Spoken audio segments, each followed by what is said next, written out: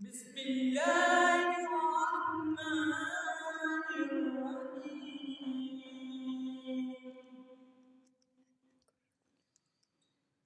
في سدر مخضود وطلح ممدود وظل ممدود وماء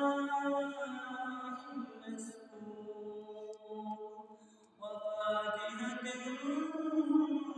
كثيرة لا مقطوعة ولا ممنوعة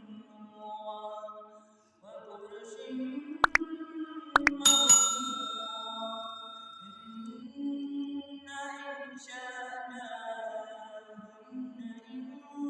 إنشاء